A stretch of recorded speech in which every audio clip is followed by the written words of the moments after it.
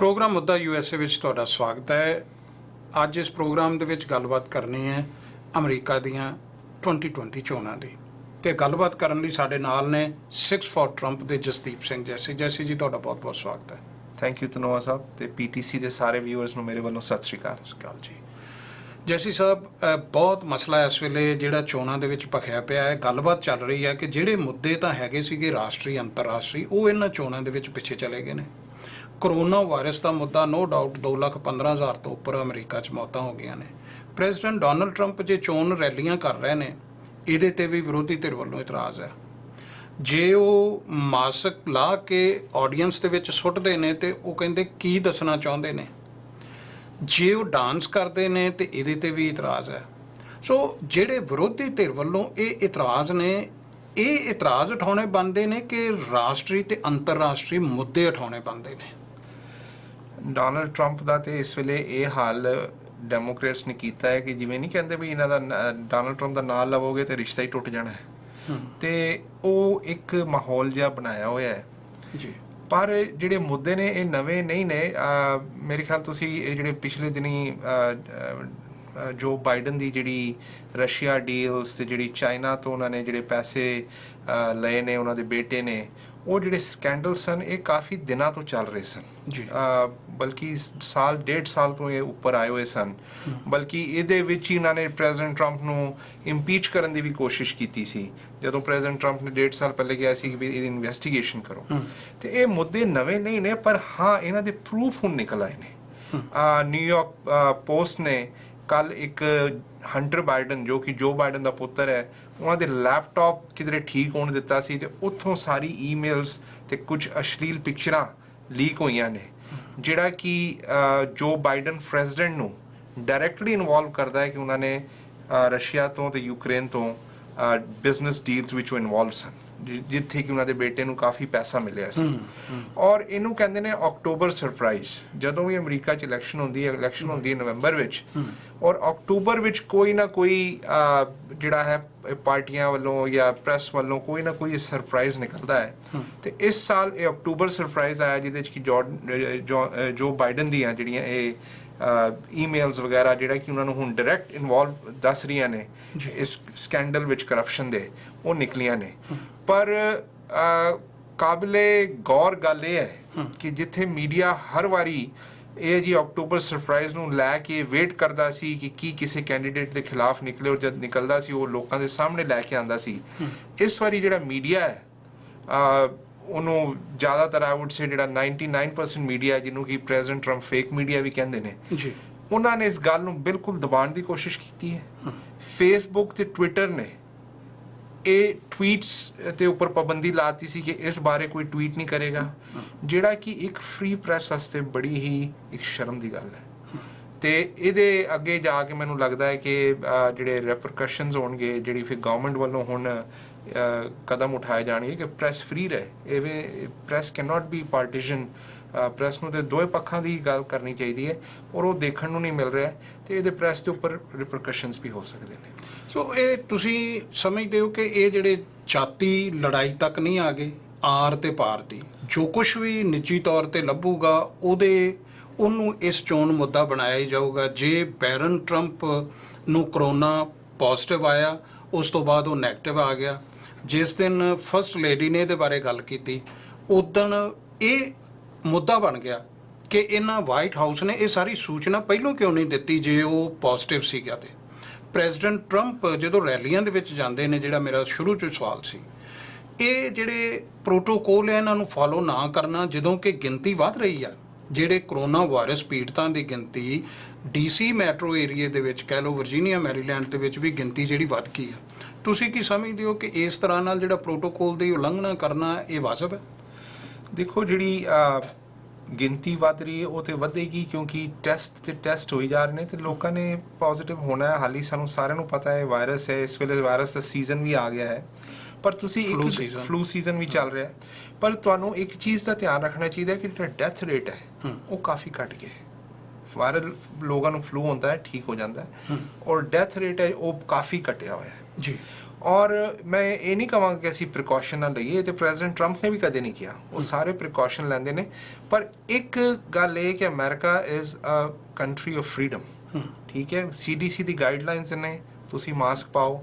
President ਨੇ ਆਪਣੀ ਰੈਲੀਆਂ 'ਚ ਮਾਸਕ ਸੁੱਟੇ ਵੀ ਨਹੀਂ ਲੋਕਾਂ ਨੂੰ, ਪਰ ਅੱਗੇ ਹੁਣ ਲੋਕਾਂ ਦੀ ਆਪਣੀ ਜ਼ਿੰਮੇਵਾਰੀ ਹੈ ਔਰ ਆਪਣੀ ਉਹਨਾਂ ਦੀ ਰਿਸਪੌਂਸਿਬਿਲਿਟੀ ਹੈ ਕਿ ਉਹ ਮਾਸਕ ਪਾਉਣ, ਫੋਲੋ ਕਰਨ। ਔਰ ਇਹ ਹਮੇਸ਼ਾ ਤੋਂ ਵਾਈਟ ਹਾਊਸ ਤੋਂ ਔਰ ਪ੍ਰੈਜ਼ੀਡੈਂਟ ਟਰੰਪ ਦਾ ਹੀ ਰਿਹਾ ਹੈ ਕਿ it's your responsibility, this is CDC's guidelines.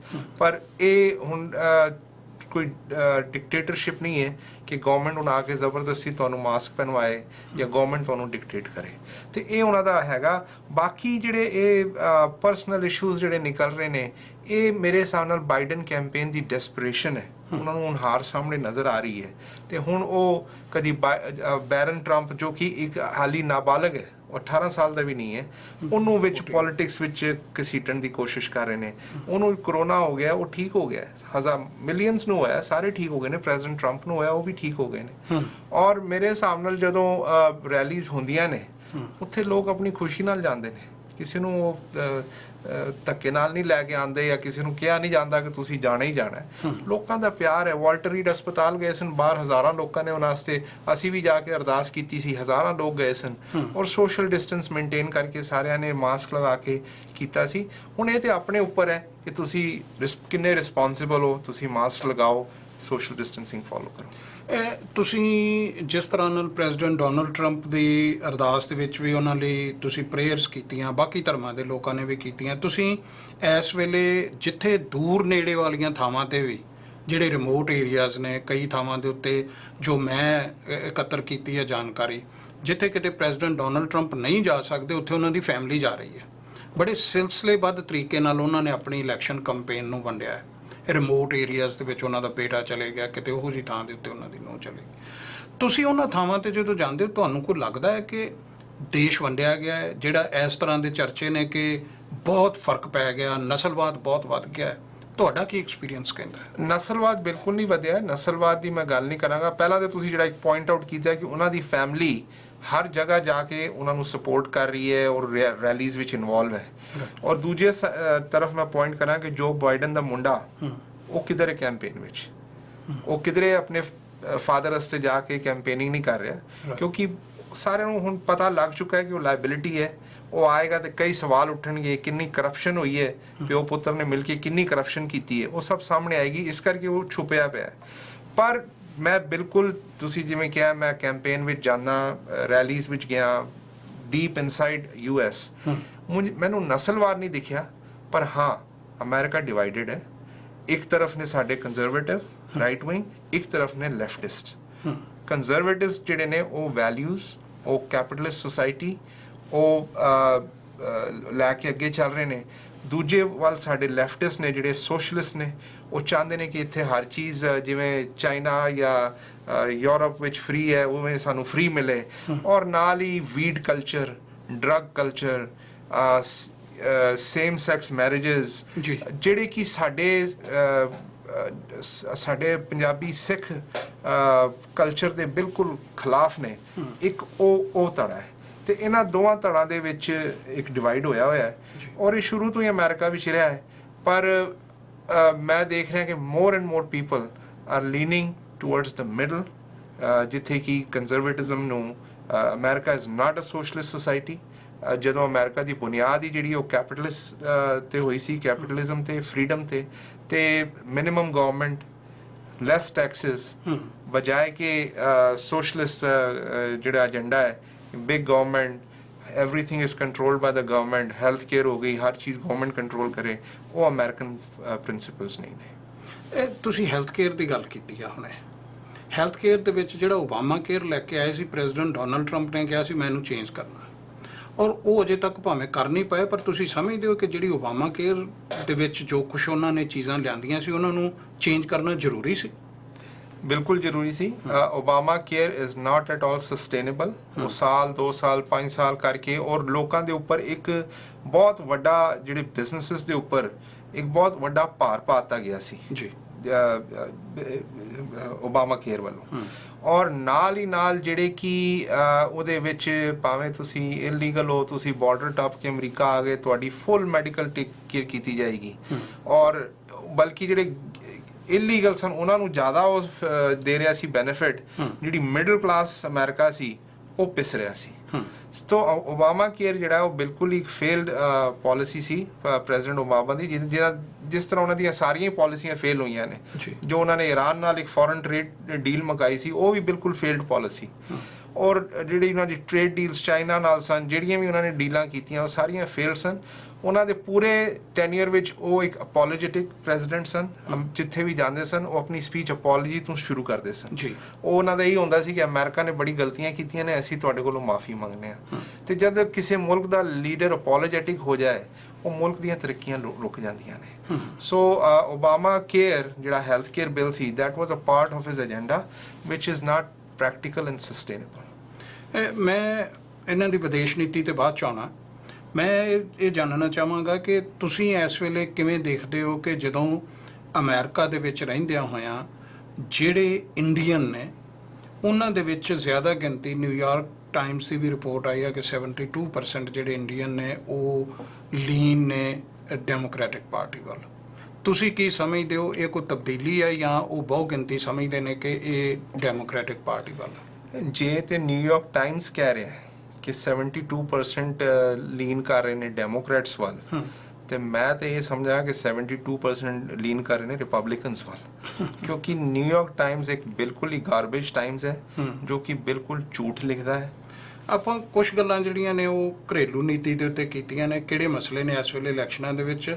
ਹੁਣ ਹੈਗਾ ਕਿ ਕੀ ਪ੍ਰੈਜ਼ੀਡੈਂਟ ਡੋਨਲਡ ਟਰੰਪ ਆਪਣੀ ਵਿਦੇਸ਼ ਨੀਤੀ ਨੂੰ ਲੈ ਕੇ ਕਿਸ ਤਰ੍ਹਾਂ ਚੱਲਣਗੇ, ਖਾਸ ਕਰਕੇ ਜਦੋਂ ਤੁਸੀਂ ਇਸ ਸਾਰੇ ਇਲੈਕਸ਼ਨ ਕੰਪੇਨ ਦੇ ਵਿੱਚ ਵੱਡੀ ਭੂਮਿਕਾ ਇੰਡੀਅਨ, ਸਿੱਖ ਕਮਿਊਨਿਟੀ, ਮੁਸਲਿਮ ਕਮਿਊਨਿਟੀ, ਬਾਕੀ ਕਮਿਊਨਿਟੀਜ਼ ਨਿਭਾ ਰਹੀਆਂ ਨੇ। ਇੱਥੇ ਤਾਂ ਭੂਮਿਕਾ ਅਹਿਮ ਹੈ। ਜੇ ਪ੍ਰੈਜ਼ੀਡੈਂਟ ਡੋਨਲਡ ਟਰੰਪ ਜਿੱਤਦੇ ਨੇ ਤੇ ਫਿਰ ਜ਼ਿੰਮੇਵਾਰੀ ਵੀ ਅਹਿਮ ਹੋਣੀ ਆ। ਲੋਕਾਂ ਨੇ ਵੀ ਕਹਿਣਾ ਉਦੋਂ ਵੱਡੇ ਦਾਅਵੇ ਕਰਦੇ ਸੀ, ਹੁਣ ਕੀ ਲੈ ਕੇ ਦਿੱਤਾ ਜੇ। ਇਹਦੇ ਬਾਰੇ ਅਸੀਂ ਗੱਲ ਕਰਾਂਗੇ, ਪਰ ਇਸ ਛੋਟੀ ਜਿਹੀ ਬ੍ਰੇਕ ਤੋਂ ਬਾਅਦ ਇਹ ਗੱਲਾਂ ਫਿਰ ਜਸਦੀਪ ਸਿੰਘ ਜੈਸੀ ਹੋਰਾਂ ਨਾਲ ਜਾਰੀ ਰਹਿਣਗੀਆਂ।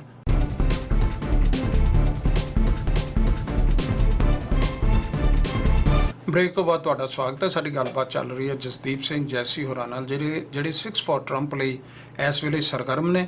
ਔਰ ਇਲੈਕਸ਼ਨ ਇਸ ਵੇਲੇ ਜਿਹੜੀਆਂ ਹੋ ਰਹੀਆਂ ਨੇ, ਬਹੁਤ ਥੋੜ੍ਹੇ ਦਿਨ ਬਾਕੀ ਨੇ ਇਲੈਕਸ਼ਨਾਂ ਦੇ ਵਿੱਚ। ਕਿਸ ਤਰ੍ਹਾਂ ਦੇ ਮੁੱਦੇ ਨੇ, ਕਿਸ ਤਰ੍ਹਾਂ ਨਾਲ ਚੋਣ ਮੁਹਿੰਮ ਚੱਲ ਰਹੀ ਹੈ। ਜਸਦੀਪ ਜੀ, ਆਪਾਂ ਬ੍ਰੇਕ ਤੇ ਜਾਣ ਤੋਂ ਪਹਿਲਾਂ ਗੱਲਬਾਤ ਕਰ ਰਹੇ ਸੀ ਕਿ ਜਿਹੜੇ ਘਰੇਲੂ ਇਸ਼ੂ ਨੇ ਸਾਡੇ ਇਸ ਵੇਲੇ, ਰਾਸ਼ਟਰੀ ਮੁੱਦੇ ਨੇ, ਉਹਨਾਂ ਦੇ ਨਾਲ ਨਾਲ ਸਾਡੇ ਉਹ ਮੁੱਦੇ ਵੀ ਹੈਗੇ ਨੇ ਜਿਹੜੀ ਤੁਹਾਡੇ ਲੋਕਾਂ ਦੀ ਜ਼ਿੰਮੇਵਾਰੀ ਬਹੁਤ ਵੱਧ ਜਾਣੀ ਆ, ਭਾਵੇਂ ਪ੍ਰੈਜ਼ੀਡੈਂਟ ਡੋਨਲਡ ਟਰੰਪ ਜਿੱਤਦੇ ਨੇ ਜਾਂ ਜਿਹੜੇ ਇਸ ਵੇਲੇ ਸਾਡੇ ਸਾਹਮਣੇ ਸਰਵੇ ਆ ਰਹੇ ਨੇ ਜੀ 70% ਜਾਂ 72% ਡੈਮੋਕ੍ਰੈਟਿਕ ਵਾਲੇ ਪਾਸੇ ਆ। ਲੋਕਾਂ ਨੂੰ ਇਹ ਆਸ ਹੈ, ਖਾਸ ਕਰਕੇ ਉਹ ਲੋਕ ਜਾਂ ਉਹ ਭਾਰਤੀ ਆਵਾਮ ਜਿਹੜਾ ਇੰਡੀਆ 'ਚ ਬੈਠਾ ਇਹ ਵੇਖ ਰਿਹਾ ਹੈ ਕਿ ਸਾਡੇ ਭੈਣ ਭਰਾ ਉੱਥੇ ਬੜੇ ਐਕਟਿਵ ਨੇ। ਔਰ ਜਦੋਂ IMF ਤੇ ਵਰਲਡ ਬੈਂਕ ਇਹ ਕਹਿੰਦਾ ਆ ਕਿ ਅਰਥ ਵਿਵਸਥਾ ਡਿਊ ਟੂ ਕਰੋਨਾ ਇਹਨੂੰ ਸਮਾਂ ਲੱਗੇਗਾ ਉੱਪਰ ਉੱਠਣ ਲੱਗਿਆ। ਭਾਰਤ ਤੇ ਅਮਰੀਕਾ ਦੇ ਨਾਲ ਟ੍ਰੇਡ ਬਾਕੀ ਖੇਤਰਾਂ ਦੇ ਵਿੱਚ ਬਹੁਤ ਵੱਡਾ ਰੋਲ ਬਣ ਜਾਂਦਾ ਹੈ। ਐਨ ਉਸ ਵੇਲੇ ਵੀ ਜਦੋਂ ਚਾਈਨਾ ਦੇ ਨਾਲ ਅਮਰੀਕਾ ਦੇ ਸੰਬੰਧ ਬਹੁਤੇ ਚੰਗੇ ਨਹੀਂ ਕਿ ਤੁਸੀਂ ਗੱਲ ਕਰ ਰਹੇ ਸੀ ਕਿ ਬ੍ਰੇਕ ਤੇ ਜਾਣ ਤੋਂ ਪਹਿਲਾਂ ਟ੍ਰੇਡ ਵਾਰ ਚਾਈਨਾ ਦੇ ਨਾਲ। ਸੋ ਤੁਸੀਂ ਕਿਵੇਂ ਦੇਖਦੇ ਪਏ ਹੋ ਕਿ ਇਲੈਕਸ਼ਨਾਂ ਤੋਂ ਬਾਅਦ ਜੇ ਪ੍ਰੈਜ਼ੀਡੈਂਟ ਡੋਨਲਡ ਟਰੰਪ ਜਿੱਤਦੇ ਨੇ ਤੇ ਤੁਸੀਂ ਕਿਵੇਂ ਦੇਖਦੇ ਹੋ ਇਹ ਟ੍ਰੇਡ ਜਾਂ ਇੰਡੋ US ਰਿਲੇਸ਼ਨ ਨੂੰ? ਜੇ ਪ੍ਰੈਜ਼ੀਡੈਂਟ ਟਰੰਪ ਇਲੈਕਸ਼ਨ ਜਿੱਤਦੇ ਨੇ ਜੀ ਤੇ ਸਾਡੇ ਕੋਲ ਇੱਕ ਆਲਰੇਡੀ ਇੱਕ ਰਿਲੇਸ਼ਨਸ਼ਿਪ ਬਣੀ ਹੋਈ ਹੈ ਪ੍ਰਾਈਮ ਮਿਨਿਸਟਰ ਮੋਦੀ ਤੇ ਪ੍ਰੈਜ਼ੀਡੈਂਟ ਟਰੰਪ ਦੀ। ਮੈਂ ਸਮਝਦਾ ਕੋਈ ਰਿਲੇਸ਼ਨਸ਼ਿਪ ਹੋਰ ਸਟਰੋਂਗ ਹੋਏਗੀ। ਪ੍ਰੈਜ਼ੀਡੈਂਟ ਟਰੰਪ ਨੂੰ ਇੱਥੇ ਜਿਹੜਾ ਭਾਰਤੀ ਇੰਡੀਅਨ ਕਮਿਊਨਿਟੀ ਹੈ ਉਹਦੇ ਬਾਰੇ ਇੱਕ ਬਹੁਤ ਰਿਸਪੈਕਟ ਹੈ। ਉਹਨਾਂ ਨੂੰ ਪਤਾ ਹੈ ਕਿ ਬੜੀ ਸਕਸੈਸਫੁਲ ਕਮਿਊਨਿਟੀ ਹੈ ਔਰ ਉਹਨਾਂ ਨੇ ਹਮੇਸ਼ਾ ਹੀ ਆਪਣੇ ਸਪੀਚਸ ਵਿੱਚ ਆਪਣੀ ਜਿਹੜੀ ਉਹਨਾਂ ਦੀ ਪਾਲਿਸੀਜ਼ ਨੇ ਉਹਦੇ ਵਿੱਚ ਇੰਡੀਅਨ ਕਮਿਊਨਿਟੀ ਨੂੰ ਐਟ ਲਾਰਜ ਬੜਾ ਪੋਜ਼ਿਟਿਵ ਰੂਪ ਵਿੱਚ ਦੱਸਿਆ ਹੈ। But at the end of the day president Trump ਜਿਹੜੇ ਨੇ ਉਹ ਨੈਸ਼ਨਲਿਸਟ ਨੇ ਜੀ।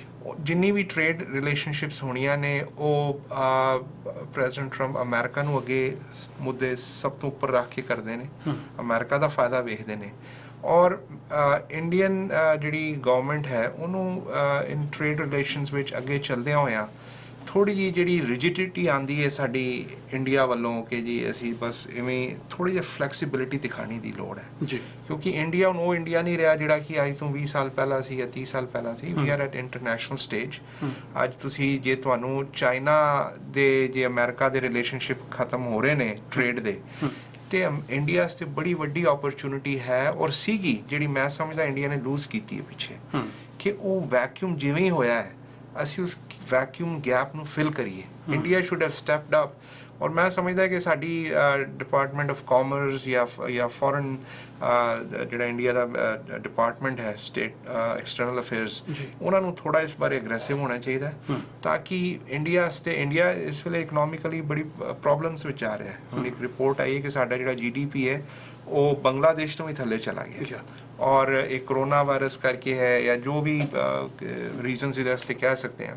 ਪਰ ਇੱਕ ਸਾਡੇ ਕੋਲ ਬੜੀ ਅੱਛੀ ਅਪੋਰਚੁਨਿਟੀ ਹੈ ਕਿ ਚਾਈਨਾ ਦਾ ਅਸੀਂ ਇਹ ਜਿਹੜਾ ਗੈਪ ਵੈਕਿਊਮ ਆ ਰਿਹਾ ਖਾਸ ਕਰ ਇਲੈਕਸ਼ਨ ਤੋਂ ਬਾਅਦ ਹੋ ਆਏਗਾ, ਇਹਦੇ ਵਿੱਚ ਇੰਡੀਆ ਸ਼ੁੱਡ ਕਮ ਇਨ ਔਰ ਟ੍ਰੇਡ ਇਹਦੇ ਵਿੱਚ ਕਰਨ।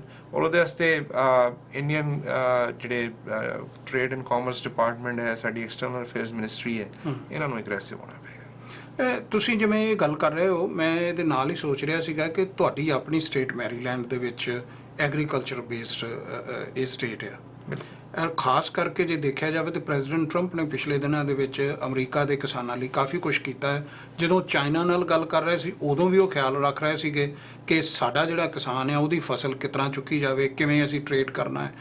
ਜੇ ਉਹ ਕੈਨੇਡਾ ਦੇ ਨਾਲ ਗੱਲ ਕਰ ਰਹੇ ਸੀ ਤੇ ਉਦੋਂ ਵੀ ਉਹ ਖਿਆਲ 'ਚ ਰੱਖ ਰਹੇ ਸੀਗੇ। I closely watched both the trade wars with Mexico, Canada ਤੇ ਚਾਈਨਾ ਦੇ ਨਾਲ ਜਿਹੜੀਆਂ ਚੱਲਦੀਆਂ ਰਹੀਆਂ ਨੇ।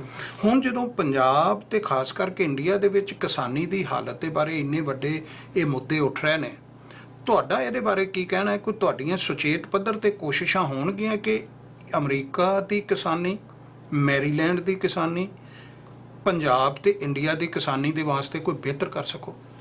ਸਾਡੀ ਤੇ ਹਮੇਸ਼ਾ ਹੀ ਕੋਸ਼ਿਸ਼ ਇਹ ਰਹੀ ਹੈ ਕਿ ਅਸੀਂ ਆਪਣੀ ਕਮਿਊਨਿਟੀ ਵਾਸਤੇ, ਅਸੀਂ ਆਪਣੀ ਕੌਮ ਵਾਸਤੇ ਕੁਝ ਕਰ ਦਈਏ ਜੀ। ਔਰ ਇੱਥੋਂ ਸਾਨੂੰ ਜਿੰਨਾ ਕੁ ਹੋਏਗਾ ਅਸੀਂ ਆਪਣੇ ਕਿਸਾਨਾਂ ਦੇ ਪੰਜਾਬ ਵਿੱਚ ਉਹਨਾਂ ਦੇ ਨਾਲ ਖੜੇ ਹਾਂ ਜੀ। ਔਰ ਮੈਂ ਸਿਰਫ ਇੰਨਾ ਕਹਿਣਾ ਚਾਹਾਂਗਾ ਕਿ ਸਾਨੂੰ ਦੇਖ ਕੇ, ਅਸਲੀਅਤ ਵੇਖ ਕੇ ਇਸ ਮੁੱਦੇ ਨੂੰ ਸੋਲਵ ਕਰਨਾ ਚਾਹੀਦਾ ਹੈ, ਇਹਨੂੰ ਪੋਲੀਟੀਸਾਈਜ਼ ਨਾ ਕਰੀਏ। ਅੱਜ ਜੇ ਅਸੀਂ ਮੈਂ ਕਹਿੰਦਾ ਕਿ ਜੇ ਸਾਡੇ ਕੋਈ ਲੀਡਰਸ ਜਿਹੜੇ ਅੱਜ BJP ਨੇ ਛੱਡ ਕੇ ਜਾ ਰਹੇ ਨੇ, ਮੈਂ ਉਹਨਾਂ ਨੂੰ ਕਹਾਂਗਾ ਕਿ ਤੁਸੀਂ ਨਾ ਜਾਓ, ਬਲਕਿ ਤੁਸੀਂ ਨਾਲ ਰਹਿ ਕੇ ਜਿਹੜੀਆਂ ਪ੍ਰੋਬਲਮਸ ਨੇ ਉਹਨਾਂ ਨੂੰ ਬਿਹਤਰ ਹੱਲ ਕਰਾ ਸਕਦੇ ਹੋ। ਜੇ ਤੁਸੀਂ ਵਿੱਚ ਹੋ ਤਾਂ ਤੁਸੀਂ ਜ਼ਿਆਦਾ ਅੱਛੀ ਤਰ੍ਹਾਂ ਹੱਲ ਕਰਾ ਸਕਦੇ ਹੋ। ਜੇ ਤੁਸੀਂ ਬਾਹਰ ਹੋ ਗਏ ਤੇ ਫਿਰ ਇੱਕ ਪ੍ਰੋਟੈਸਟ ਹੀ ਕਰ ਸਕਦੇ ਹੋ ਜਾਂ ਬਾਹਰ ਨਾਅਰੇਬਾਜ਼ੀ ਹੋ ਸਕਦੀ ਹੈ। ਮੇਰਾ ਇਹ ਹੁੰਦਾ ਹੈ ਕਿ ਅਸੀਂ ਗਵਰਨਮੈਂਟ ਨਾਲ ਮਿਲ ਕੇ ਸਾਡੇ ਕਿਸਾਨ ਭਰਾਵਾਂ ਦੀਆਂ ਜਿਹੜਾ ਇਹ ਬਿਲਸ ਵਿੱਚ ਇਸ਼ੂਜ਼ ਨੇ ਉਹਨਾਂ ਨੂੰ ਸਮਝ ਕੇ ਗਵਰਨਮੈਂਟ ਦੇ ਨਾਲ ਮਿਲ ਕੇ ਇਹ ਸਾਰੇ ਮੁੱਦੇ ਸੁਲਝਾਈਏ। ਜਿਸ ਤਰ੍ਹਾਂ ਪਾਸਟ ਵਿੱਚ ਵੀ ਇਹ ਚੀਜ਼ ਸੁਲਝਾਉਂਦੇ ਰਹੇ ਹਾਂ। ਸਿੱਖਾਂ ਦੇ ਕਈ ਮਸਲੇ ਸਨ, ਤੁਸੀਂ ਵੀ ਸਾਡੇ ਨਾਲ ਇਨਵੋਲਵ ਰਹੇ ਹੋ ਸਿੱਖ ਕਾਜ਼ ਵਾਸਤੇ, ਹਮੇਸ਼ਾ ਤੁਸੀਂ ਰਹੇ ਹੋ। PTC ਚੈਨਲ ਹਮੇਸ਼ਾ ਸਿੱਖ ਕਾਜ਼ ਵਾਸਤੇ ਆਈ ਹੈ ਕਿ ਬਹੁਤ ਥੋੜੇ ਦਿਨ ਬਾਕੀ ਨੇ ਚੋਣਾਂ ਦੇ ਵਿੱਚ। ਮੁੱਦਾ ਸਭ ਤੋਂ ਵੱਡਾ ਇਹ ਉਠਾਇਆ ਜਾ ਰਿਹਾ ਹੈ ਕਿ ਮੇਲ ਇਨ ਵੋਟਿੰਗ ਦੇ ਬਾਰੇ ਪ੍ਰੈਜ਼ੀਡੈਂਟ ਡੋਨਲਡ ਟਰੰਪ ਨੇ ਪਹਿਲਾਂ ਵੀ ਗੱਲ ਕੀਤੀ ਸੀ। ਕੈਲੀਫੋਰਨੀਆ ਵਰਗੀਆਂ ਸਟੇਟਾਂ ਦੇ ਵਿੱਚ ਸਾਰੇ ਵੋਟਰਾਂ ਨੂੰ ਜਿਹੜੀ ਉਹ ਮੇਲ ਇਨ ਵੋਟ ਵਾਸਤੇ ਚੋਣ ਪੱਤਰ ਭੇਜ ਦਿੱਤੇ ਗਏ ਨੇ। ਜਿਹੜੇ ਤੱਥ ਨੇ ਉਹ ਇਹ ਦੱਸਦੇ ਨੇ ਕਿ ਉਹਨਾਂ ਸਟੇਟਾਂ ਦੇ ਵਿੱਚ ਕਿਤੇ ਨਾ ਕਿਤੇ ਪਹਿਲੋਂ ਇਹ ਰੌਲਾ ਪੈਂਦਾ ਰਿਹਾ, ਪ੍ਰਾਇਮਰੀ ਦੇ ਵਿੱਚ ਵੀ ਪਿਆ ਹੈ। ਤੁਸੀਂ ਸਮਝਦੇ ਹੋ ਕਿ ਜੇ ਇਹ ਕਿਤੇ ਰਿਜ਼ਲਟ ਜਿਹੜੇ ਨੇ ਚੋਣਾਂ ਤੋਂ ਪਹਿਲੋਂ, ਜਿੰਨੀ ਹੁਣ ਵੋਟਿੰਗ ਹੋ ਗਈ, ਆਲਮੋਸਟ 6 ਮਿਲੀਅਨ ਲੋਕ ਵੋਟ ਪਾ ਚੁੱਕੇ ਨੇ ਅੱਜ ਦੀ ਡੇਟ ਤੱਕ, ਤੇ ਜੇ ਇਹ ਇਸੇ ਤਰ੍ਹਾਂ ਹੀ ਚੱਲਦਾ ਰਿਹਾ, ਜੇ ਇਹ ਰਿਜ਼ਲਟ ਕਿਤੇ ਲੀਕ ਹੁੰਦੇ ਨੇ, ਇਹਦਾ ਅਸਰ ਪਵੇਗਾ ਚੋਣਾਂ ਦੇ ਉੱਤੇ ਕਿ ਕਿਹੜੀ ਪਾਰਟੀ ਜਿੱਤ ਰਹੀ ਹੈ। ਔਰ ਖਾਸ ਕਰਕੇ ਇਹ ਰਿਜ਼ਲਟ ਲੀਕ ਹੋਣਗੇ ਜਿਹੜੀਆਂ, with due respect to my views, ਜਿਹੜੀਆਂ ਡੈਮੋਕ੍ਰੈਟਿਕ ਸਟੇਟਸ ਨੇ ਜ਼ਿਆਦਾਤਰ ਉਹਨਾਂ ਤੋਂ, ਕਿਉਂਕਿ ਉੱਥੇ ਜ਼ਿਆਦਾ ਵੱਡੀ ਗਿਣਤੀ ਦੇ ਵਿੱਚ ਇਹ ਵੋਟਿੰਗ ਹੋ ਰਹੀ ਹੈ। ਤੁਸੀਂ ਕਿਵੇਂ ਇਹਨੂੰ ਦੇਖਦੇ ਹੋ? ਵੋਟਾਂ ਮੇਲ-ਇਨ, ਐਬਸੈਂਟੀ ਵੋਟਿੰਗ, ਤੇ ਇਹਦੇ ਜਿਹੜੇ ਨਤੀਜੇ ਨੇ ਜੇ ਪਹਿਲੋਂ ਆਉਂਦੇ ਨੇ ਤੇ ਕਿਸ ਤਰ੍ਹਾਂ ਦਾ ਅਸਰ ਪਏਗਾ? ਜਿਹੜੀ ਮੇਲ ਇਨ ਵੋਟਿੰਗ ਹੈ ਜੀ, ਇਹ ਬਿਲਕੁਲ ਇਲੀਗਲ ਔਰ ਸਕੈਮ ਹੈ। ਇਹਦੇ ਵਿੱਚ ਫਰਾਡ ਦੇ ਇੰਨੇ ਕੁ ਚਾਂਸਸ ਨੇ ਔਰ ਹੋ ਰਹੇ ਨੇ, ਰੋਜ਼ ਕੇਸਿਸ ਸਾਹਮਣੇ ਆ ਰਹੇ ਨੇ। ਜਿਹੜੀ ਪ੍ਰੈਜ਼ੀਡੈਂਟ ਟਰੰਪ ਦੀ ਨਾਂ ਦੀਆਂ ਵੋਟਾਂ ਨੇ ਉਹ ਕਿਸੇ ਨਦੀ ਵਿੱਚ ਮਿਲੀਆਂ ਨੇ ਸੁੱਟੀਆਂ, ਕਿਸੇ ਟਰੈਸ਼ ਕੈਨ ਦੇ ਡਰਮਸਟਰ ਦੇ ਪਿੱਛੇ ਲੱਭੀਆਂ ਨੇ ਸੁੱਟੀਆਂ। ਤੇ ਇਹ ਫਰਾਡ ਹੈ, ਇਹ ਲੀਗਲ ਨਹੀਂ ਹੈ। ਔਰ ਕੋਰਟ ਨੇ ਕਈ ਸਟੇਟਾਂ ਵਿੱਚ ਇਹਦੇ ਉੱਪਰ ਰੋਕ ਵੀ ਲਾਤੀ ਹੈ। ਜਿਹੜੀ ਲਿਬਰਲ ਸਟੇਟਾਂ ਨੇ, ਕੈਲੀਫੋਰਨੀਆ, ਨਿਊਯਾਰਕ, ਇਹ ਸਟੇਟਾਂ ਅੱਗੇ ਜਾ ਰਹੀਆਂ ਨੇ। ਇੱਥੇ ਸਮਝਣਾ ਬੜਾ ਜ਼ਰੂਰੀ ਹੈ ਕਿ ਮੇਲ ਇਨ ਬੈਲਟ ਔਰ ਐਬਸੈਂਟੀ ਬੈਲਟ ਵਿੱਚ ਬੜਾ ਫਰਕ ਹੈ। ਐਬਸੈਂਟੀ ਬੈਲਟ ਵਿੱਚ ਤੁਸੀਂ ਆਪ ਮੰਗਦੇ ਹੋ ਕਿ ਮੈਂ ਕਿਸੇ ਕਾਰਨ ਨਾਲ ਵੋਟ ਨਹੀਂ ਪਾ ਸਕਦਾ, ਮੈਂ ਸ਼ਹਿਰ ਤੋਂ ਬਾਹਰ ਹਾਂ, ਤੇ ਤੁਸੀਂ ਮੈਨੂੰ ਐਬਸੈਂਟੀ ਬੈਲਟ ਭੇਜੋ, ਤੁਸੀਂ ਆਪਣੀ ਆਈਡੀ ਭੇਜ ਦਿਓ, ਤੁਸੀਂ ਆਪਣਾ ਸੋਸ਼ਲ ਸਿਕਿਉਰਿਟੀ ਨੰਬਰ ਭੇਜ ਦਿਓ, ਉਹ ਫਿਰ ਤੁਹਾਨੂੰ ਬੈਲਟ ਉੱਥੋਂ ਭੇਜਦੇ ਨੇ ਜਿਹੜਾ ਤੁਸੀਂ ਭੇਜ ਦਿਓ। ਜਿਹੜਾ ਮੇਲ ਇਨ ਹੈ ਉਹ ਤੇ ਇਹ ਕਿ ਸਾਰਿਆਂ ਨੂੰ ਉਹਨਾਂ ਨੇ ਬਿਨਾਂ ਆਈਡੀ ਚੈੱਕ ਕੀਤੇ ਇੱਕ ਮਾਸ ਮੇਲਿੰਗ ਕਰਤੀ ਹੈ ਬੈਲਟਸ ਦੀ, ਤੁਸੀਂ ਭਰੋ ਔਰ ਭੇਜ ਦਿਓ। ਉਹ ਬਿਲਕੁਲ ਫਰਾਡ ਹੈ, ਉਹਦੇ ਉੱਪਰ ਕੋਈ ਕੰਟਰੋਲ ਨਹੀਂ ਹੈ। ਇਹ ਡੈਮੋਕ੍ਰੇਟ ਪਾਰਟੀ ਦੀ ਡੈਸਪਰੇਸ਼ਨ ਸ਼ੋਅ ਕਰ ਰਹੀ ਹੈ ਕਿ ਇਹ ਉਹਨਾਂ ਨੂੰ ਜਦ ਲੱਗ ਰਿਹਾ ਕਿ ਅਸੀਂ ਹਾਰ ਜਾਣਾ, ਉਸ ਵੇਲੇ ਫਿਰ ਇਹ ਸਾਰੇ ਜਿਹੜੇ ਹੱਥਕੰਡੇ ਜਿਹੜੇ ਨੇ ਉਹ ਅਪਣਾ ਰਹੇ ਨੇ। ਪਰ ਮੈਂ ਇੱਕ ਗੱਲ ਇਹ ਵੀ ਕਹਾਂਗਾ ਕਿ ਇਸ ਵੇਲੇ ਜਿਹੜੀ ਗ੍ਰਾਸ ਰੂਟ ਲੈਵਲ ਤੇ ਇੱਕ ਜਿਹਨੂੰ ਕਹਿੰਦੇ ਨਾ ਪ੍ਰੈਜ਼ੀਡੈਂਟ ਟਰੰਪ ਦੇ ਫੇਵਰ ਵਿੱਚ ਇੱਕ ਸੁਨਾਮੀ ਆ ਰਹੀ ਹੈ, ਜਿਹੜੀ ਤੁਸੀਂ ਟੀਵੀ ਤੇ ਨਹੀਂ ਵੇਖ ਰਹੇ ਹੋ, ਜਿਹੜੇ ਤੁਸੀਂ ਜਦ ਜਾਂਦੇ ਹੋ ਤੁਸੀਂ ਵੇਖਦੇ ਹੋ ਲੋਕਾਂ ਦੇ ਘਰਾਂ ਦੇ ਬਾਹਰ ਜਿਵੇਂ ਪ੍ਰੈਜ਼ੀਡੈਂਟ ਟਰੰਪ ਤੇ ਮਾਈਕ ਪੈਂਸ ਦੇ ਫਲੈਗਸ ਲੱਗੇ ਹੋਏ ਨੇ, ਹੱਥੋਂ ਬਣਾ ਕੇ ਲੋਕਾਂ ਨੇ ਸਾਈਨ ਲਾਏ ਹੋਏ ਨੇ, ਰੈਲੀਆਂ ਨਿਕਲ ਰਹੀਆਂ ਨੇ ਜਿੱਥੇ ਲੋਕ ਟਰੰਪ ਦੇ ਝੰਡੇ ਲੈ ਕੇ ਚੱਲ ਰਹੇ ਨੇ, ਕਿਸ਼ਤੀਆਂ ਬੋਟ ਰੈਲੀਜ਼ ਹੋ ਰਹੀਆਂ ਨੇ। ਇਹ ਇੱਕ ਪ੍ਰੈਜ਼ੀਡੈਂਟ ਟਰੰਪ ਦੀ ਸਪੋਰਟ ਐਸੀ ਆ ਰਹੀ ਹੈ ਕਿ ਜੋ ਪਹਿਲੇ ਕਦੀ ਵੇਖੀ ਨਹੀਂ ਗਈ ਸੀ। ਔਰ ਇਹ ਸਪੋਰਟ ਇੰਨੀ ਸਟਰੋਂਗ ਹੋਏਗੀ ਕਿ ਇਹ ਜਿੰਨੇ ਫੇਕ ਫਰਜ਼ੀ ਵੋਟਾਂ ਸਾਰੀਆਂ ਜਿਹੜੀਆਂ ਅਸੀਂ ਵੇਖ ਰਹੇ ਹਾਂ ਅੱਜ, ਇਹ 3 ਤਰੀਕ ਦੀ ਰਾਤ ਨੂੰ ਜਦ ਰਿਜ਼ਲਟ ਆਣੇ ਨੇ, ਇੰਨੀ ਮੈਸਿਵ ਲੈਂਡਸਲਾਈਡ ਹੋਣੀ ਹੈ ਕਿ ਇਹਨਾਂ ਨੇ ਫਿਰ ਉਸ ਵੇਲੇ ਇਹਨਾਂ ਦੀ ਕੋਈ ਵੈਲਿਊ ਨਹੀਂ ਰਹਿਣੀ। ਉਤਸ਼ਾਹ ਤੇ ਪਤਾ ਲੱਗ ਜਾਂਦਾ ਹੈ ਲੋਕਾਂ ਦੇ ਵੇਖਣ ਤੋਂ ਕਿ ਕਿੰਨੇ ਕੁ ਉਤਸ਼ਾਹ ਦੇ ਨਾਲ ਲੋਕ ਸ਼ਾਮਲ ਹੋ ਰਹੇ ਨੇ। ਜੇ ਪ੍ਰੈਜ਼ੀਡੈਂਟ ਡੋਨਲਡ ਟਰੰਪ ਦੀਆਂ ਜਿਹੜੀਆਂ 에ਅਰਪੋਰਟਸ ਤੇ ਰੈਲੀਆਂ ਹੋ ਰਹੀਆਂ ਨੇ, ਉਹਨਾਂ ਦੇ ਵਿੱਚ ਲੋਕ ਆਪ ਮੁਹਾਰੇ ਪਹੁੰਚਦੇ ਨੇ। ਇੱਥੇ 20-20 ਹਜ਼ਾਰ ਬੰਦਾ ਹੁੰਦਾ ਹੈ ਤੇ ਜੋ ਬਾਈਡਨ ਦੀ ਰੈਲੀ 10 ਬੰਦੇ ਇਕੱਠੇ ਕਰਨਾ ਮੁਸ਼ਕਿਲ ਹੋ ਜਾਂਦੇ ਨੇ। ਇਹ ਸਮਾਂ ਇਜਾਜ਼ਤ ਨਹੀਂ ਦੇ ਰਿਹਾ, ਪਰ ਤੁਸੀਂ ਕੋਈ ਹੋਰ ਗੱਲ ਕਹਿਣੀ ਹੋਵੇ ਸਾਡੇ ਦਰਸ਼ਕਾਂ ਨੂੰ, ਅੱਜ ਦਾ ਪਲੇਟਫਾਰਮ ਤੁਹਾਡੇ ਕੋਲ ਹੈ। 6 ਫਾਰ ਟਰੰਪ, ਜਿਨ੍ਹਾਂ ਨੇ ਕੋਸ਼ਿਸ਼ ਕੀਤੀ ਹੈ ਕਿ ਟਰਬਨ ਦੇ ਨਾਲ ਇਸ ਚੋਣ ਮੁਹਿੰਮ ਦੇ ਵਿੱਚ ਕੁੱਦਿਆ ਜਾਵੇ 2016 ਤੋਂ ਲੈ ਕੇ 2020 ਦੀਆਂ ਇਲੈਕਸ਼ਨਾਂ, ਤੇ ਉਸ ਤੋਂ ਬਾਅਦ ਨਤੀਜੇ ਕਿਸ ਤਰ੍ਹਾਂ ਦੇ ਆਉਂਦੇ ਨੇ, 6 ਆਫ ਅਮਰੀਕਾ ਤੇ ਜਸਦੀਪ ਸਿੰਘ ਜੈਸੀ ਹੋਰੀ ਕਿਸ ਤਰ੍ਹਾਂ ਦੀ ਭੂਮਿਕਾ ਨਿਭਾਉਂਦੇ ਨੇ, ਇਹ ਤਾਂ 3 ਨਵੰਬਰ ਤੋਂ ਬਾਅਦ ਪਤਾ ਲੱਗੇਗਾ। ਪਰ ਇਸ ਵੇਲੇ ਤੁਸੀਂ ਸਾਡੇ ਦਰਸ਼ਕਾਂ ਨੂੰ ਤੇ ਆਪਣੇ ਜਿਹੜੇ ਅਮਰੀਕਾ ਦੇ ਵਿੱਚ ਵਸਦੇ ਸਿੱਖ ਭਾਈਚਾਰਾ ਹੈ ਉਹਨੂੰ ਕੋਈ ਛੋਟਾ ਜਿਹਾ ਸੁਨੇਹਾ ਦੇਣਾ ਚਾਹੁੰਦੇ ਹੋ? ਤੇ ਮੈਂ ਆਪਣੇ ਸਿੱਖ ਭਾਈਚਾਰੇ ਨੂੰ ਇਹ ਸੁਨੇਹਾ ਦੇਣਾ ਚਾਹੁੰਦਾ ਕਿ ਭਾਵੇਂ ਤੁਸੀਂ 6 ਫॉर ਟਰੰਪ ਹੋ ਜਾਂ 6 ਫॉर ਬਾਈਡਨ ਹੋ, ਸਾਨੂੰ ਆਪਸ ਵਿੱਚ ਇਹ ਚਾਹੀਦਾ ਹੈ ਕਿ ਸਾਡੀ ਕੌਮ, ਸਾਡੀ ਸਿੱਖ ਕਮਿਊਨਿਟੀ ਹਮੇਸ਼ਾ ਉੱਪਰ ਰਹੇ। ਔਰ ਤੁਸੀਂ ਅਮਰੀਕਾ ਦੇ ਪੋਲੀਟੀਕਲ ਸਿਸਟਮ ਵਿੱਚ ਪੂਰਾ ਹਿੱਸਾ ਲਓ। ਮੈਂ ਇਹ ਦੇਖਣਾ ਚਾਹੁੰਦਾ ਕਿ ਸਾਡੀ ਜਿਹੜੀ ਯੂਥ ਹੈ, ਸਾਡੀ ਪਨੀਰੀ ਹੈ ਅਮਰੀਕਾ ਵਿੱਚ, ਭਾਵੇਂ ਉਹ ਡੈਮੋਕ੍ਰੈਟਿਕ ਸਾਈਡ 'ਚੋਂ ਆਏ, ਭਾਵੇਂ ਰਿਪਬਲਿਕਨ ਸਾਈਡ 'ਚੋਂ ਆਏ, ਉੱਪਰ ਉੱਠਣ, ਸਿੱਖਾਂ ਦੇ ਨਾਂ ਉੱਪਰ ਹੋਏ। ਔਰ ਅਸੀਂ ਸਿਰਫ ਇਹ ਛੋਟੀਆਂ ਗੱਲਾਂ ਹੀ ਨਾ ਰਹਿ ਜਾਈਏ ਕਿ ਇਹ ਟਰੰਪ ਨੂੰ ਸਪੋਰਟ ਕਰ ਰਿਹਾ ਤੇ ਅਸੀਂ ਇਹਦੇ ਖਿਲਾਫ ਹੋ ਗਏ ਹਾਂ, ਜਾਂ ਇਹ ਬਾਈਡਨ ਨੂੰ ਸਪੋਰਟ ਕਰ ਰਿਹਾ ਤੇ ਅਸੀਂ ਇਹਦੇ ਖਿਲਾਫ ਹੋ ਗਏ ਹਾਂ। ਆਵਰ ਕਮਿਊਨਿਟੀ ਸ਼ੁੱਡ, ਹਾਂ ਮੇਰੀ ਰਿਕੁਐਸਟ ਇਹ ਹੈ ਕਿ ਤੁਸੀਂ ਸਾਰੇ ਪ੍ਰੈਜ਼ੀਡੈਂਟ ਟਰੰਪ ਨੂੰ ਵੋਟ ਕਰੋ ਨਵੰਬਰ 3 ਨੂੰ। ਪਰ ਜੇ ਮੇਰੇ ਭਰਾ ਜੋ ਬਾਈਡਨ ਨੂੰ ਵੀ ਵੋਟ ਕਰਦੇ ਨੇ ਤੇ ਉਹ ਵੀ ਠੀਕ ਹੈ, ਜੇ ਜੋ ਬਾਈਡਨ ਜਿੱਤ ਗਿਆ ਤਾਂ ਵੀ ਸਿੱਖ ਅੱਗੇ ਹੋਣਗੇ, ਜੇ ਪ੍ਰੈਜ਼ੀਡੈਂਟ ਟਰੰਪ ਜਿੱਤ ਗਿਆ ਤਾਂ ਵੀ ਸਿੱਖ ਅੱਗੇ ਹੋਣਗੇ। ਇਹ ਮੇਰੀ ਸਾਰਿਆਂ ਨੂੰ ਅਪੀਲ ਹੈ।